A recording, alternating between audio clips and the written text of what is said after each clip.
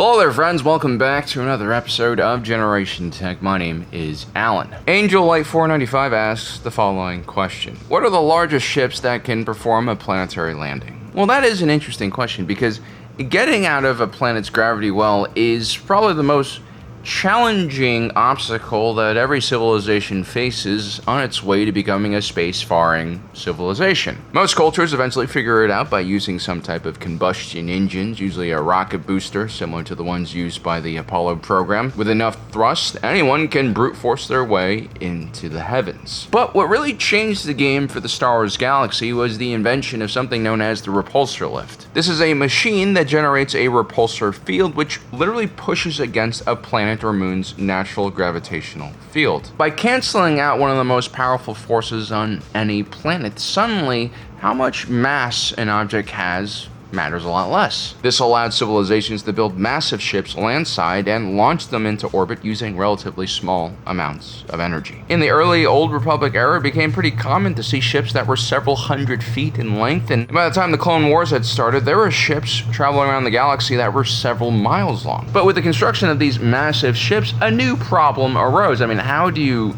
refit and resupply something that is the size of a city? Sure, you can run shuttles and transports 24/7 and make thousands of tiny trips. Some planets are lucky enough to have massive orbital infrastructure to handle such ships as well. But for most planets, nothing is more efficient than having the ship land on the surface of the planet, especially if you need to do some major work or refit the vessel. But that of course creates a new challenge. Now, structurally speaking, most starships are designed to fly in space. Some are also designed to fly in atmosphere, but most are not designed structurally to be strong enough to support its own weight by landing on the ground. That's a completely different engineering problem. It doesn't mean it can't be done, but it does require some special planning at the design phase and some very magical technology. And so today we'll be taking a look at some of the largest ships in the galaxy that could actually take off from the ground and fly up into the atmosphere.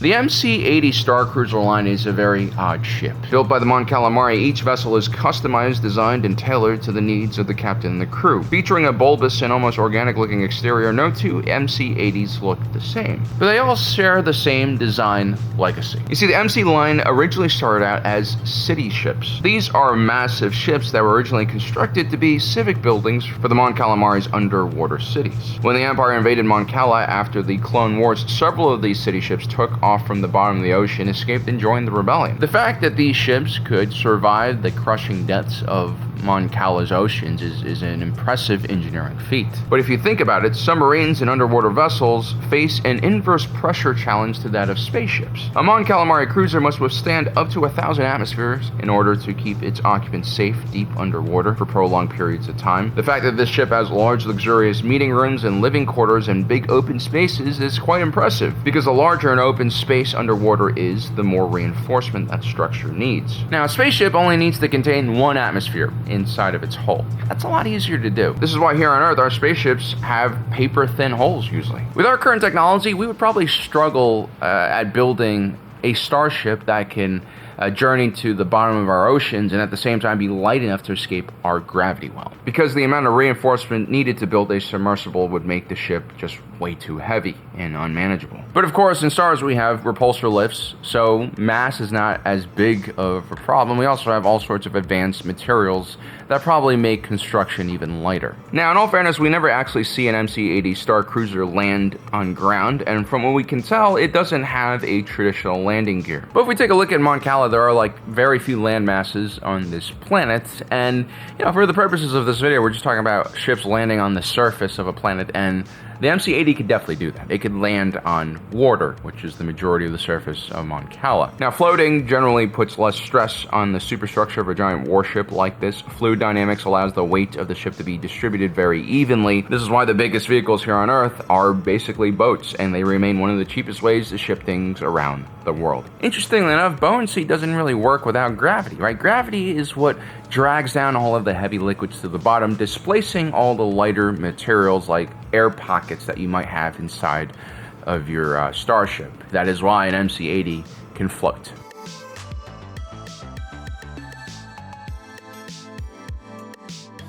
So landing in water is kind of the big cheat code here. And this is something that the Acclimator class transgalactic military assault ship could do as well. And this ship really needed to do everything because at the beginning of the Clone Wars, this was literally the only ship the Grand Army of the Republic had for several months. During a flare-up in tensions on Mon Cala between the Mon Calamari and the Corans, the Republic sent a peacekeeping force to bring stability to the planet, and an Acclimator class assault ship is able to land in the water. This probably saves the Acclimator a lot of energy, right? Most starships of this size would have to hover above the surface of the planet, and yeah, their security risks, their energy risks, it's just overall not the ideal situation. The Acclimator class assault ship also can deploy land struts for landing on land, and this is a pretty insane feature if you really think about it. Generally speaking, you're not going to see landing gear for starships that are several hundred meters in length, and this is due to a real-life engineering nightmare that every large vehicle has to face. You see, when a structure grows in size, the volume and the weight grows at an even faster rate. If you double the length of a ship, for instance, the surface area on the outside of the ship increases by 4 times, and at the same time, the volume and the weight increases by 8 times. And so once you get a several hundred meter long vessel, you're going to increase the weight exponentially, and you're going to need some very insanely durable materials to make that landing strut be able to hold all of that weight. One way to solve this problem is to design a landing system that looks like a centipede. Dozens, if not hundreds, of landing struts that can spread out all of the weight of the ship and distribute it evenly across a larger surface. This also prevents too much concentration on an individual strut, which could exert too much ground pressure and literally bury itself into the ground. The problem, though, is if you have a 700-meter long ship and you have dozens, if not hundreds, of landing struts, you no longer really have a starship, you have a walker, right? It becomes almost too heavy to fly at that point. But of course, in Star Wars, we do have advanced materials that are far more durable and dense than the metals we have here on Earth. This includes neutronium-impregnated Durasteel, which is essentially a super dense alloy that can keep the ship's hull from bending, buckling, or snapping under all of that gravitational strain. The Acclimator class assault ship probably uses these types of materials strategically to make sure that they don't just collapse under their own weight. This is probably one of the main reasons why the Acclimator class assault ship doesn't just fall over when it lands. But that can't be the only thing that is making this whole situation work. There must be more magic beneath the hood.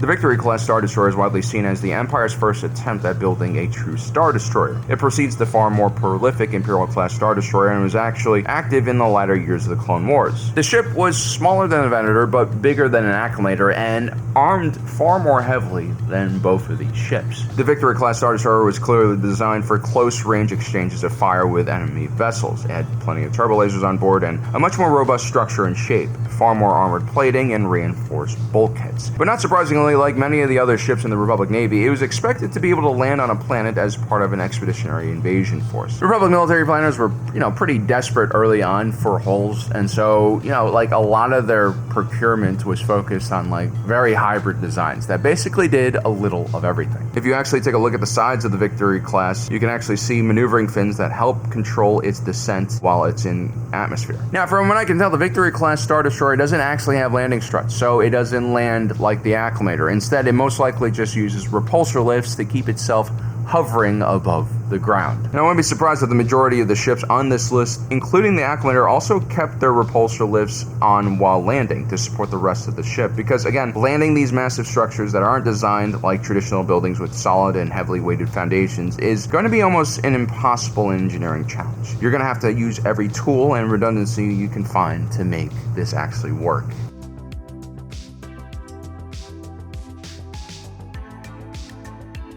Next up, we have the Venator-class Star Destroyer, probably the most important ship to serve in the Clone Wars. Pretty much the backbone of the Republic Navy. Like the Victory and the Acclimator, even the 1,000-meter plus Venator-class Star Destroyer was required to be able to land planetside. Now, the Venator-class Star Destroyer's design featured one major weakness that makes the structure kind of weak. You see, it has a massive dorsal hangar bay that runs across more than half of the ship. This creates a huge structural weakness, something that would actually be remedied in the second version of the Venator. They basically removed this entire hangar door. Now, if the Venator-class Star Destroyer had 3 landing struts like the Acclimator, most likely the amount of stress in between the struts would cause the entire ship to kind of bend and buckle. It's just way too much weight concentrated on extreme ends of the vessel. Now, the Venator approached this problem with a very unique solution. The Republic on worlds like Coruscant had special dry docks that the Venator could land safely in. Basically, the Venator used its repulsor lifts to float towards a dock, at which point a large ground-based tractor beam guides the ship into a slot. The bottom of the ship doesn't actually touch anything. Instead, several retractable supports attach themselves all over the ship, securing it in place. Now, there is another piece of Star Wars technology we need to discuss here, the tensor field. This is basically a device that emits an electromagnetic field that allows it to counteract gravity's effect on it. The Imperial all-terrain armored cargo transport famously used tensor fields to keep the joints in their legs from being overstressed. The Trade Federation C-9979's landing craft also used tensor fields to keep its massive wings from buckling and bending under pressure. Larger starships like the Invisible Hand literally use tensor fields to maintain its structural integrity. A lot of separatist ships, especially the bulk freighters, which are massive in size, depend on this technology to work. When the Invisible Hand's tensor field failed during the Battle of Coruscant, the ship literally breaks in half because of all that stress. The Venator-class Star Destroyer, with that massive weakness, that gigantic hangar door,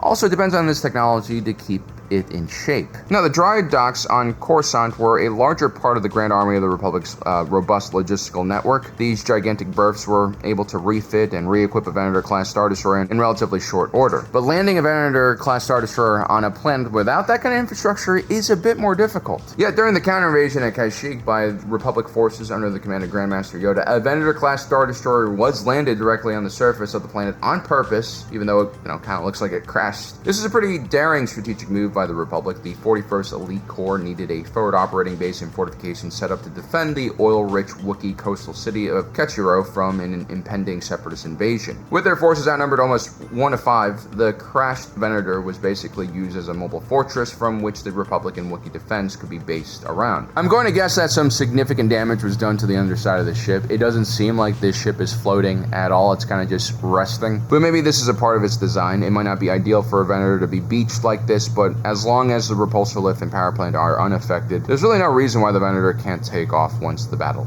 is finished.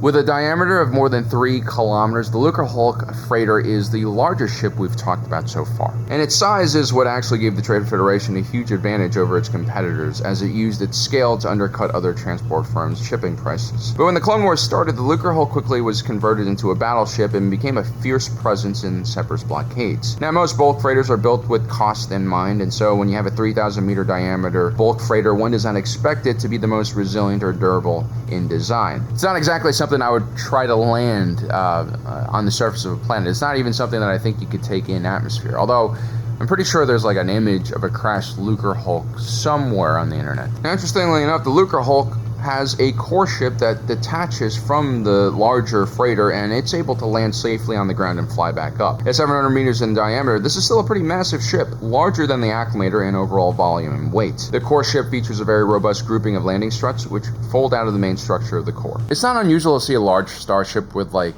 a shuttle or a few escape pods attached to it. What is unusual seeing such a large bulk freighter have such a massive capital ship that is like a huge fraction of its overall size attached to it.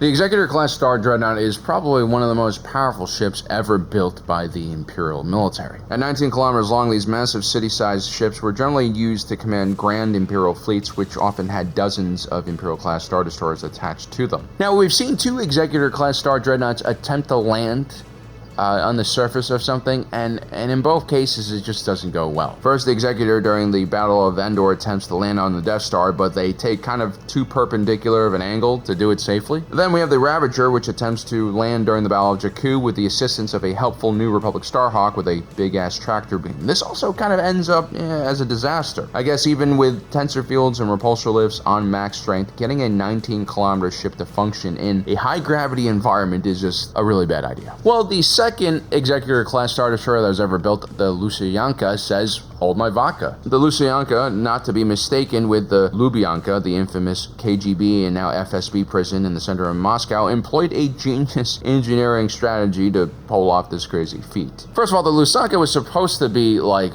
a secret project. The core concept behind its design was that it was supposed to be Emperor Palpatine's personal lifeboat. As a matter of fact, the Lusanka was built concurrently with its sister ship, the Executor, and both ships were given the same name in order to hide, the Lusanka's true identity. Now, the Lusanka, after it was built, was taken to the world of Coruscant, where, believe it or not, it was buried beneath the surface of the city. In Legends, it states that Emperor Palpatine used some kind of mass forced mind wipe to make sure that, I guess, trillions of people didn't see this 19-kilometer ship float down from orbit and then just somehow enter the depths of the Coruscant Undercity. But yeah, anyway, we're supposed to believe that Emperor Palpatine somehow took out a massive chunk of the city, 19 kilometers long, displacing millions of people, and then somehow no one was going to see this gigantic Star Dreadnought land in that trench, and then somehow you're going to cover up this trench and incorporate the ship into the foundations of all the new buildings you're going to build on top of it. But yeah, that's the plan. Now, originally the plan was if the Empire starts collapsing, Palpatine could just run to the ship and leave Coruscant, but, in Legends, Palpatine never gets to his little lifeboat, but the ruthless Imperial Intelligence Officer, Yuzan Yazard, does, and when escaping Coruscant with this ship, this crazy plan actually works really well. The Lusanka rises up into the air with the help of a massive repulsor cradle. This is the only way this thing could actually escape the gravity well of Coruscant, and then it blasts right through 2 levels of planetary shields and a Golan space defense platform. The departure of the ship would destroy 259 square kilometers of the surface of the planet, killing millions of people. It's pretty crazy. Well, guys, I hope you enjoyed today's video. Don't forget to subscribe and hit that notification button down below so you don't miss out on the rest of our awesome content. As usual, my name is Alan, reminding you that my allegiance is to the Republic, the democracy. I'll see you next time.